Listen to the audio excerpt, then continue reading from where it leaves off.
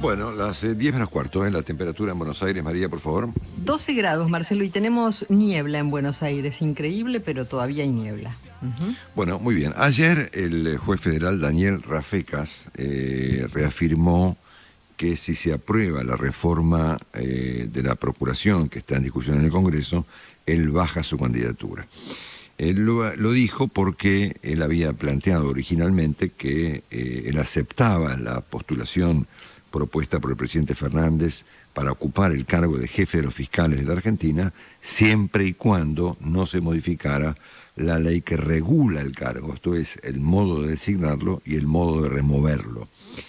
La ley, derivada de la reforma de la Constitución de los años 90, establece que el Senado debe aprobar la designación del jefe de los fiscales, que es un cargo súper importante en la Argentina, con 2/3 de los presentes. Quiere decir que la ley dejó planteado que debe haber un consenso general para designar a una persona de tal relevancia en la Argentina que obviamente tiene al frente de su trabajo la investigación de casos de corrupción, de narcotráfico, de trata de personas, de derechos humanos, como ayer mencionaba Pañi, etcétera, etcétera. O sea que no es un cargo menor, es un cargo importante y como consecuencia de lo cual la ley prevé efectivamente que debe ser designado por consenso, porque nadie tiene 2/3 del Senado propios, ¿no es cierto?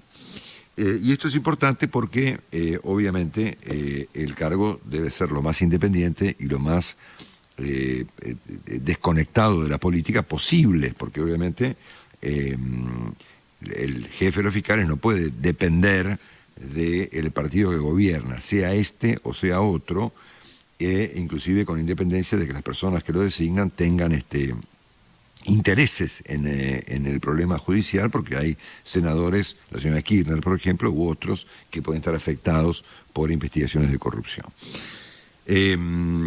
Al reafirmar su alejamiento de la postulación que el presidente Fernández había propuesto, deja mal parado al presidente, sin querer probablemente, porque está claro entonces que la postulación original del presidente en el sentido de una justicia independiente, mejorada, alejada de la política, se terminó, porque el kirchnerismo es el que promueve esta ley que modifica la composición legislativa para designar semejante cargo. La reduce de 2/3 a la mitad de +1 de los presentes. Quiere decir que en ese caso sería un sector de la política y no toda la política la que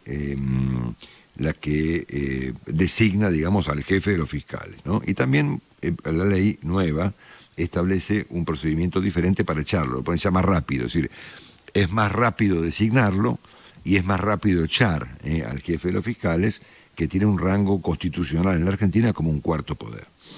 Yo no sé por qué el apuro, efectivamente, que le agarró a la Cámara de Diputados para modificar la ley que propuso originalmente Cristina, en contraposición al formato que presentaba el presidente, que era dejar la ley como estaba y designar en ese contexto a un procurador titular, siendo que desde que la señora Gil Carbó presentó su renuncia, la política nunca pudo resolver un tema tan relevante como es la designación de un jefe de los fiscales.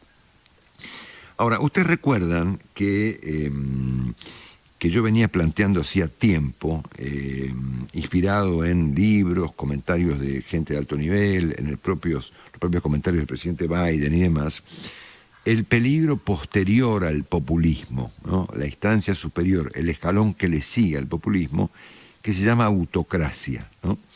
La autocracia es una deformación de la democracia promovida desde adentro de la democracia. Si no es un golpe, no es una interrupción democrática, no es un formato autoritario convencional.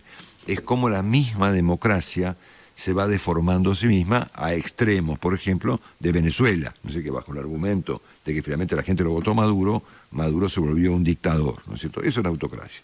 Y el propio Biden viene planteando este tema, yo lo mencioné en muchas oportunidades en este programa y en otros programas también,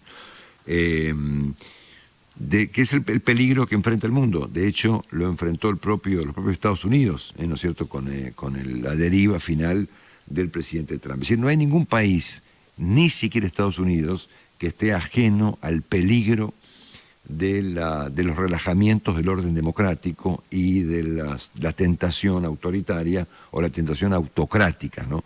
Está este famoso libro que yo he comentado también aquí varias veces, he entrevistado a su autor, se llama Steven Levitsky, que se llama Cómo mueren las democracias. Y lo que el libro postula, básicamente, es que las democracias mueren desde adentro, ¿no?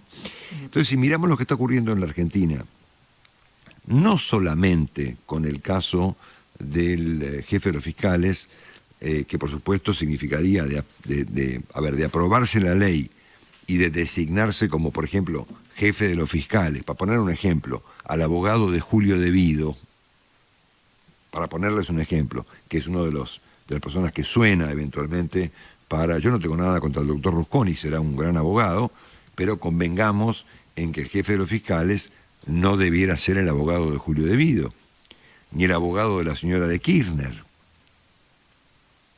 No, claro. O sea, es una cosa obvia, no sé, creo que es un tema que no merece mayor explicación, ¿no? Bueno, entonces lo que estamos consiguiendo con esto, si efectivamente Argentina avanza en la modificación de la ley y la señora Kirchner y su gente consiguen designar al procurador como les parece a ellos y en todo caso removerlo si les conviene hacerlo rápidamente, es que se aleja, yo diría definitivamente, la posibilidad de tener una justicia independiente.